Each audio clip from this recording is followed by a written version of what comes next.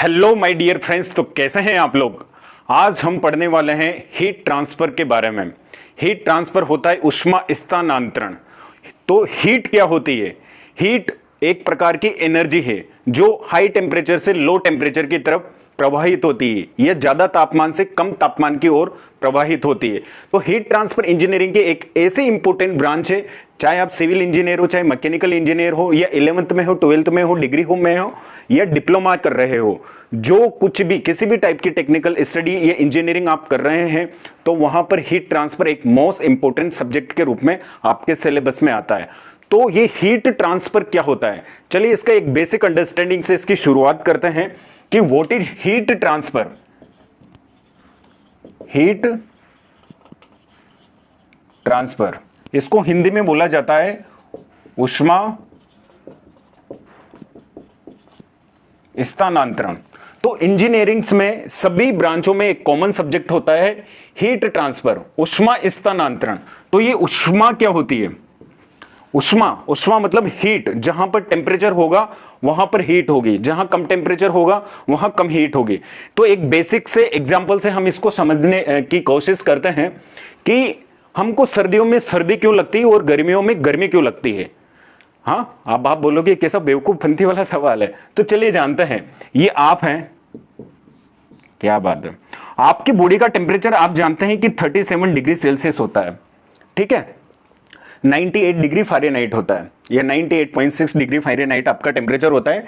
Centigrade में 37 degree Celsius आपका temperature होता है। आपकी जो सराउंडिंग का टेम्परेचर है, एक कंडीशन तो ये है, यहां पे मान लेते हैं ये सर्दी वाली कंडीशन है। यहां पर सर्दियों में आप खड़े हैं, आसपास के सराउंडिंग का टेम्परेचर है 20 डिग्री सेल्सियस। सेकंड एग्जांपल पे हम लेते हैं कि आप यहां पर हैं और आपकी आसपास के जो सराउंडिंग का टेम्परेचर है, आपने सुना होगा गर्मियों में टेम्परेचर हाई रे बाप रे, 45 डिग्री, 47 डिग्री, 50 डिग्री तक को हो गया। हाँ, रोड पिघल गए। और आपका टेम्परेचर तो क्या है, 37 डिग्री सेल्सियस। आपका टेम्परेचर 37 डिग्री सेल्सियस क्यों है? क्योंकि आपकी जो हार्ट बीट है, आपके अंदर जो हार्ट लगा हुआ है, जो हृदय है आपका, वो आपके ब्लड को पंप कर रहा है, ठीक है। तो वो एक कांस्टेंट रेट से पंप कर रहा है। तो आपकी इंटरनल अंदर की बॉडी का टेम्परेचर 365 डेज, मौसम चाहे कैसा भी हो, उसकी हार्ट बीट में तो कोई फ्लक्चुएशन नहीं होता। अगर फ्लक्चुएशन नहीं होगा तो पूरी बॉडी में जो सर्कुलेशन है वो नॉर्मल चलता रहेगा। तो आपकी बॉडी का टेम्परेचर तो 37 डिग्री सेल्सियस है, और सर्दियों में टेम्परेचर हो जाता है हमारा 20 डिग्री, 10 डिग्री, कहीं कहीं जगह 0 डिग्री सेल्सियस भी हो जाता है। तो जितना ज्यादा टेम्परेचर का डिफरेंस होगा, यहां पे T1 टेम्परेचर क्या है 37 डिग्री सेल्सियस, T2 टेम्परेचर क्या है 20 डिग्री सेल्सियस। तो यहां पे तापमान का प्रवाह हाई टेम्परेचर से लो टेम्परेचर की तरफ होता है। मतलब आपके अंदर से हीट निकलेगी और एनवायरमेंट क्या करेगा, एब्जॉर्व करेगा। एनवायरमेंट भी चाहेगा कि मेरा टेम्परेचर भी, आपके आसपास का टेम्परेचर भी 37 डिग्री सेल्सियस हो। अगर आपके अंदर से हीट निकलेगी, आपके अंदर से हीट निकलेगी, एनवायरमेंट आपके अंदर से एब्जॉर्व करेगा। एब्जॉर्व करेगा तो आपको क्या लगेगी, सर्दियों में ठंडक लगेगी। जस्ट इसका अपोजिट कि आप गर्मियों के मौसम में खड़े हैं, 45 डिग्री, 47 डिग्री और 50 डिग्री सेल्सियस आपका टेम्परेचर है, ठीक है। आपका टेम्परेचर तो, आपके सराउंडिंग का टेम्परेचर 45, 47 और 50 डिग्री सेल्सियस है, और आपका तो 37 है अभी भी। तो यहां पे आपकी बॉडी क्या हो गई, ठंडी हो गई, ठीक है। तो यहां T1 टेम्परेचर है 37 डिग्री सेल्सियस और T2 टेम्परेचर है 45 डिग्री सेल्सियस, ये 50 डिग्री सेल्सियस। तो ज्यादा से ज्यादा तापमान से कम तापमान की ओर हीट का ट्रांसफर होगा। आपकी बॉडी चाहेगी कि मेरा टेम्परेचर भी उतना ही हो। आपकी बॉडी हीट को एब्जॉर्व करेगी। जब विकिरणों को या रेडिएशन को एनवायरमेंट के सराउंडिंग से आसपास एब्जॉर्व करेगी तो आपकी बॉडी का क्या है, टेम्परेचर बढ़ जाएगा, और फलस्वरूप आपको गर्मी का एहसास होगा। तो सर्दियों में सर्दी क्यों लगती है, हीट ट्रांसफर के कारण। हीट ट्रांसफर हमेशा एग्जिस्ट करता है हाई टेम्परेचर से लो टेम्परेचर की तरफ, ठीक है। तो यहां हाई टेम्परेचर 37 आपका था, लो बाहर का हो गया, तो आपके अंदर से हीट निकली तो आपको सर्दियां लगने लग गई, ठीक है। और अगर सराउंडिंग का टेम्परेचर ज्यादा है, आपका कम है, ठीक है, तो आपकी बॉडी क्या करेगी, एब्जॉर्प्शन का काम करेगी, आसपास से रेडिएशन को एब्जॉर्ब करेगी, उसके कारण आपको गर्मी लगेगी। तो ये कॉन्सेप्ट तो क्लियर है कि सर्दियों में सर्दी और गर्मियों में गर्मी लगेगी। ये तो बेसिक आम जिंदगी का उदाहरण है। लेकिन सर, हमको इंजीनियरिंग में हीट ट्रांसफर क्यों पढ़ाया जाता है, क्यों इतनी कैलकुलेशंस करवाई जाती है? तो बेटा, आगे जाके आप बनने वाले इंजीनियर्स और करोड़ों रुपए की मशीनरीज को आप ऑपरेट करने वाले हैं, और आपको पता है आप इंजीनियर बनेंगे एज ना, तो किसी न किसी प्रोडक्ट की आप मैन्युफैक्चरिंग करेंगे। मैन्युफैक्चरिंग करेंगे तो कोई ना कोई गैस होगी, उसका कोई ना कोई टेम्परेचर होगा, कोई ना कोई प्रेशर होगा, कोई ना कोई रिएक्टर पे किसी प्रेशर पे किसी टेम्परेचर पे आप एंटर करवा रहे होंगे, ठीक है, किसी उसका फ्लो मेंटेन कर रहे होंगे, उसका टेम्परेचर मेंटेन कर रहे होंगे। किसी भी चीज को बनाने के लिए क्या आवश्यक है, उसका टेम्परेचर। तो आपको डेटा एनालिटिक्स आना चाहिए, ठीक है।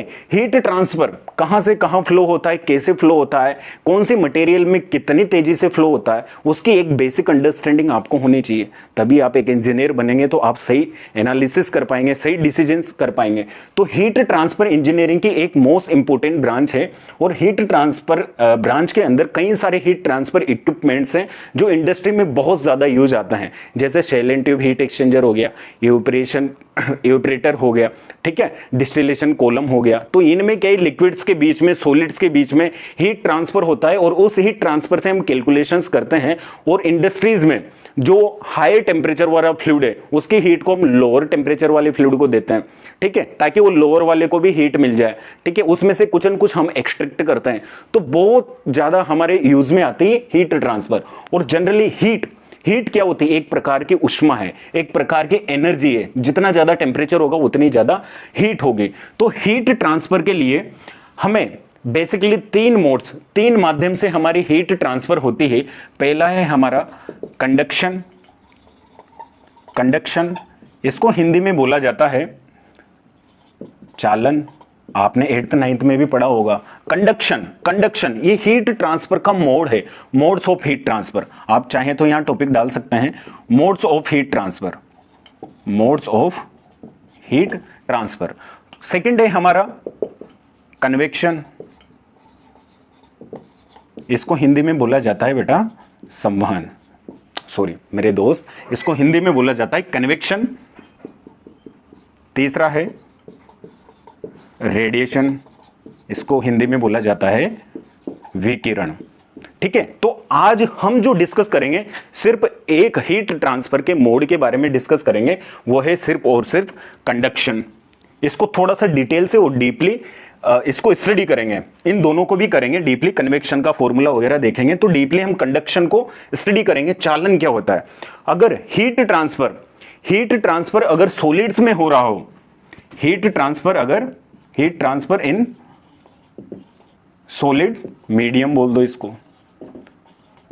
अगर हीट ट्रांसफर सॉलिड मीडियम में हो रहा हो, जैसे कि हम एक कोई लोहे की रोड है, लोहे की रोड को एक सिरे पे गर्म करते हैं तो दूसरे सिरे तक एनर्जी ट्रांसफर हो जाती है, दूसरा सिरा भी कुछ ना कुछ गर्म हो जाता है।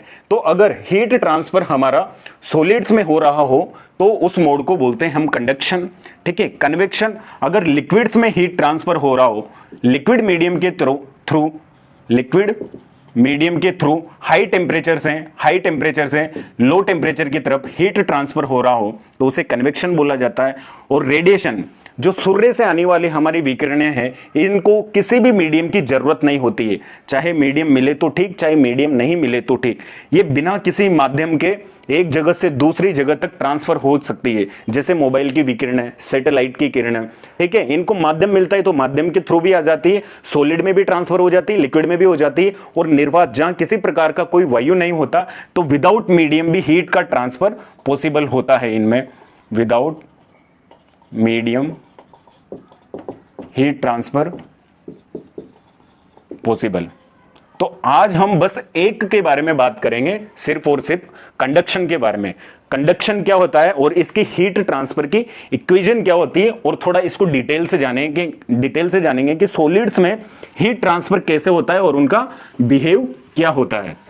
तो हम टॉपिक डालते हैं हीट ट्रांसफर का जो पहला मोड है, सबसे इंपॉर्टेंट मोड है, जिसमें से जेईई में भी हमारे क्वेश्चंस बनते हैं, कंडक्शन।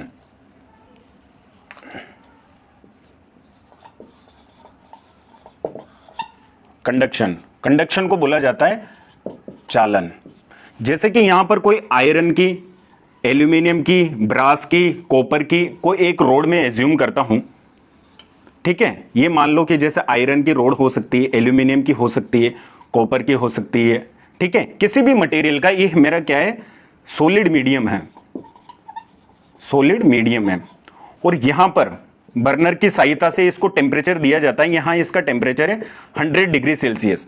तो कोई भी जो सॉलिड मीडियम होता है, कोई भी, ये सॉलिड मीडियम है, तो सॉलिड मीडियम में इसके मॉलिक्यूल्स पास पास में सटे हुए होते हैं, बिल्कुल पास पास में, क्योंकि सॉलिड मीडियम की क्या है, डेंसिटी बहुत ज्यादा होती है।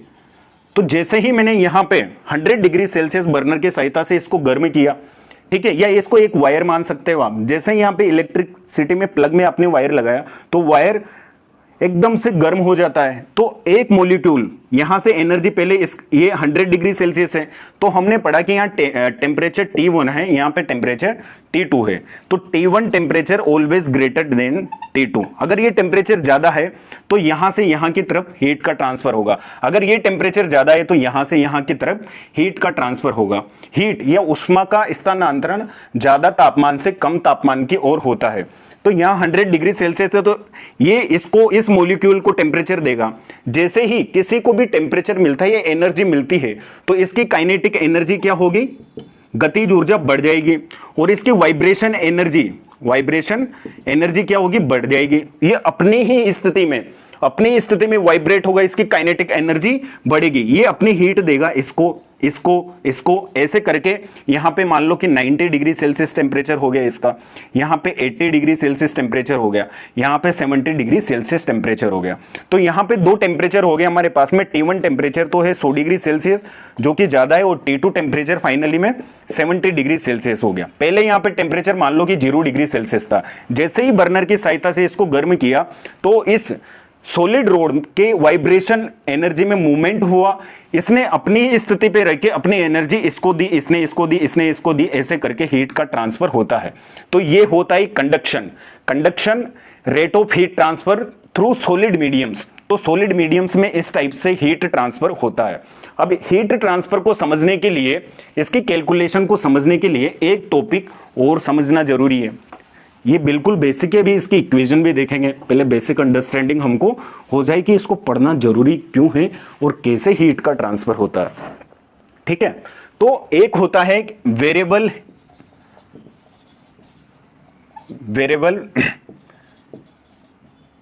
स्टेट, एक होता है स्टेडी स्टेट। तो यहां पर स्टेडी स्टेट में तो क्या होता है, rate of heat transfer is constant with respect to time. ठीक है, इसको ऐसे समझो, rate of heat transfer is constant with respect to time.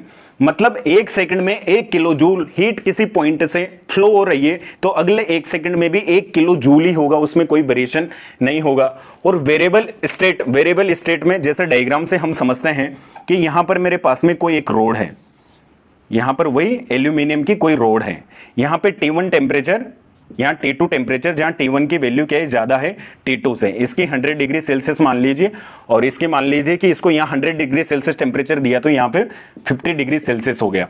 अब जहां तक दोनों हीट ट्रांसफर कहां तक होगा, जहां तक दोनों सिरों का टेम्परेचर बराबर ना हो जाए, वहां तक। जितना ज्यादा हीट ट्रांसफर होगा उतना ही ज्यादा टेम्परेचर डिफरेंस होगा, या जितना ज्यादा टेम्परेचर डिफरेंस एग्जिस्ट करेगा दो पॉइंट पे, उष्मा का प्रभाव उतनी ही तेज गति से होगा।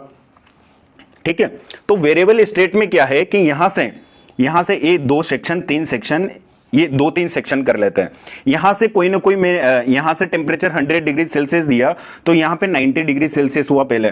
ठीक है, तो यहां पर क्यू हीट मैंने दी, इसको क्यू क्या है, यहां पे रेट ऑफ हीट ट्रांसफर, यहां पर क्यू हीट दी गई मेरे द्वारा।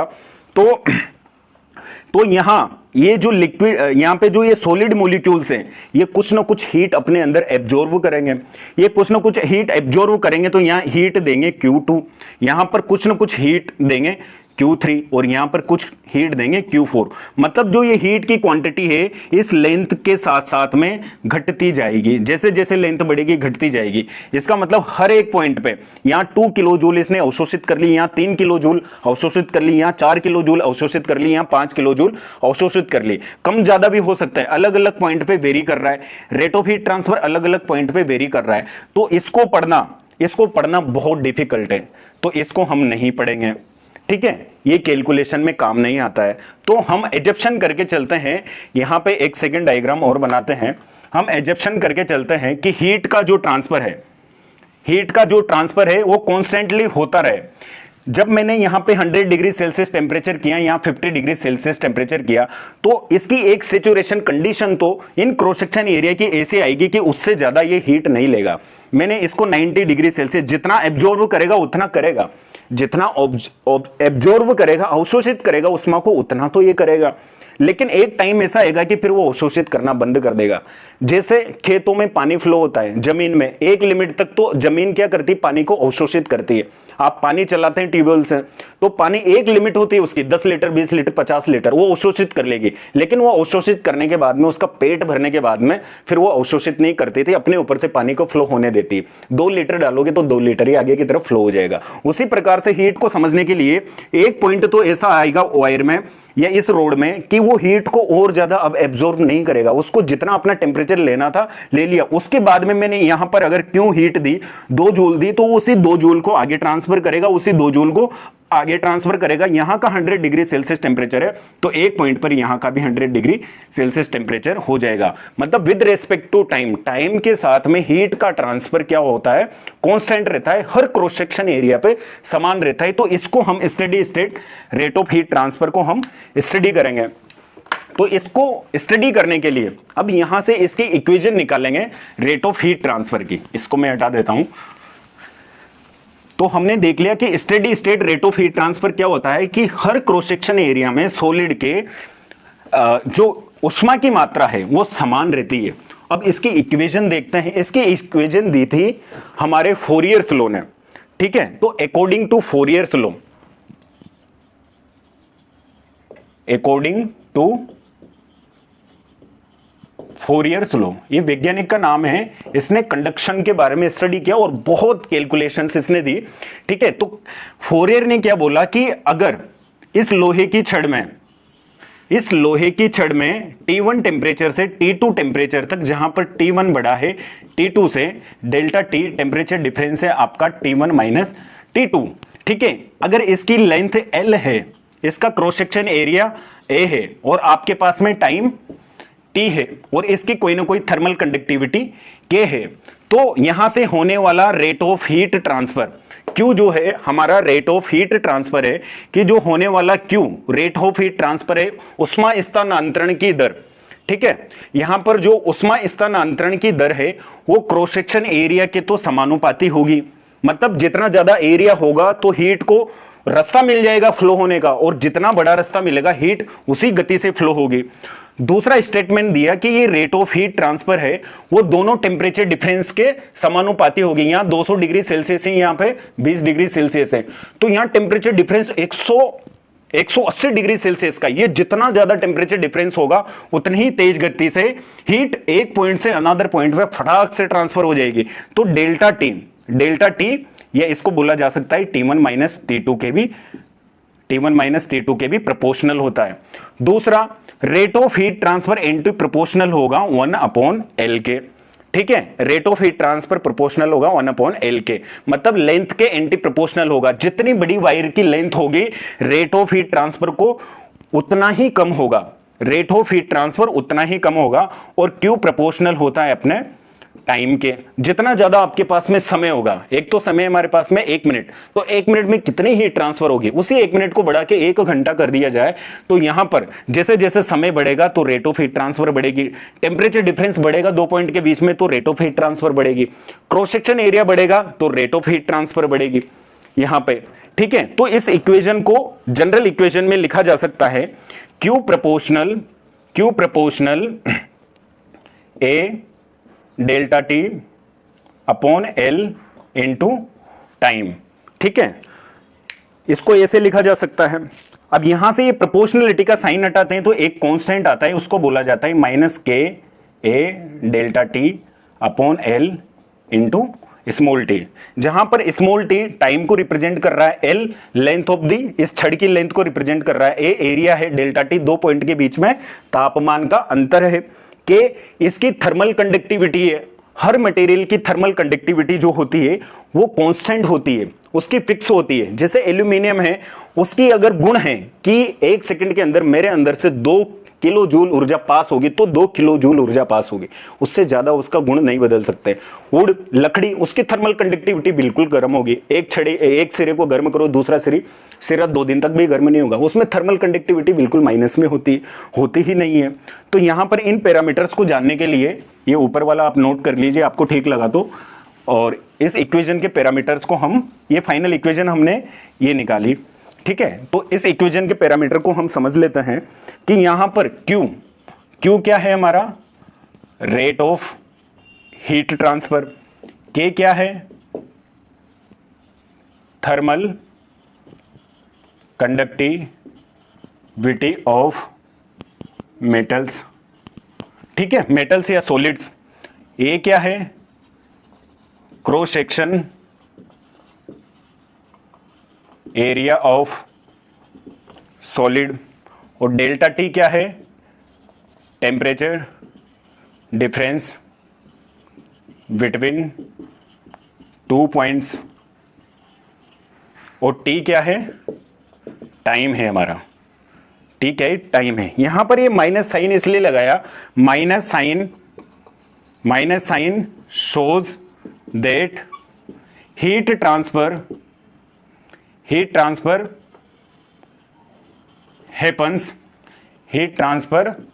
happens higher temperature to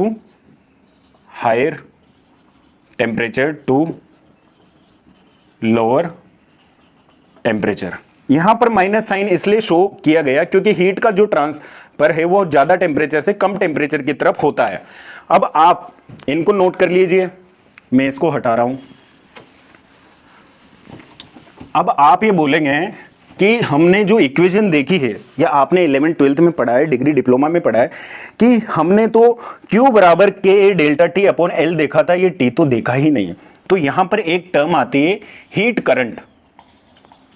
current, जैसे इलेक्ट्रिक करंट होता है, ठीक है। इलेक्ट्रिक करंट में भी अगर वोल्टेज का डिफरेंस होगा तो इलेक्ट्रिसिटी भी एक प्रकार की एनर्जी, एक प्रकार की उष्मा है, तो वहां भी हीट ट्रांसफर होगा। हीट करंट को डिनोट किया जाता है H से, ये होता है Q/T। तो हम इस इक्वेशन को एक प्रकार से ये भी लिख सकते हैं, H बराबर Q/T, ठीक है।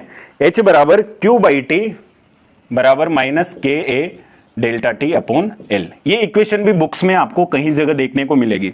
दूसरा, 2 साल पहले जेईई के एग्जाम में एक क्वेश्चन आया था, unit of thermal conductivity. Degree diploma 11th 12th सब एग्जाम में आता है ये क्वेश्चन, और इस इक्वेशन के बेस पे न्यूमेरिकल्स भी आते हैं। तो इसकी यूनिट भी देख लेते हैं। ऐसा ही यूनिट ऑफ के, तो यूनिट तो आप निकाल सकते हैं, के की यूनिट क्या होगी, ठीक है। तो यहां पर क्यू है रेट ऑफ हीट ट्रांसफर, इसकी यूनिट होगी जूल, और टाइम की यूनिट क्या होगी, सेकंड। ये एरिया इधर आएगा तो इसकी यूनिट होगी मीटर स्क्वायर। टेम्परेचर डिफरेंस इसके नीचे आएगा तो इसकी यूनिट होगी डिग्री सेल्सियस। लेंथ जो होगी एसआई यूनिट में, ये ऊपर जाएगी तो इसका होगा मीटर। तो इस मीटर से मीटर स्क्वायर कट गया मीटर बार। और जूल, ये सेकंड लिखा ना मैंने, हाँ, जूल अपॉन सेकंड। आप जानते हैं कि जो जूल अपॉन सेकंड होता है इसको बोला जाता है वाट। तो इसकी एसआई यूनिट हो गई watt upon second metre degree Celsius. ये बहुत इंपॉर्टेंट है, ठीक है। ये डायरेक्टली 2 नंबर के ऑब्जेक्टिव क्वेश्चंस में, गेट एग्जाम्स में, इनमें भी एक क्वेश्चन आ जाता है कि what is the unit of, ऐसा यूनिट ऑफ थर्मल कंडक्टिविटी। और एक इसी से रिलेटेड जो जेईई में आया था, जिसके मैं बात कर रहा था, वो क्वेश्चन 2 साल पहले जेईई के एग्जाम में आया था। वो आया था कि what is the common unit, CO, common unit of thermal conductivity, ठीक है। तो यहां पे जूल की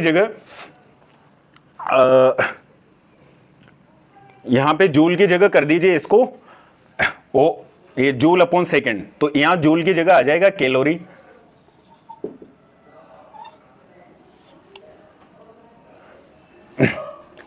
अपॉन मीटर डिग्री सेंटीग्रेड। ठीक है, इसकी एक कॉमन यूनिट भी आप लिख सकते हैं। ठीक है, तो आई होप कंडक्शन के बारे में आपको बहुत अच्छी नॉलेज मिली होगी। ये वीडियो आपके लिए इन्फॉर्मेटिव रहा होगा। आप 11-12 के स्टूडेंट हैं, डिग्री डिप्लोमा कर रहे हैं, IIT JEE की प्रिपरेशन कर रहे हैं, नीट की प्रिपरेशन कर रहे हैं, तो आई होप आपको एक अच्छी अंडरस्टैंडिंग मिली होगी। Thank you so much guys, यहाँ तक देखने के लिए।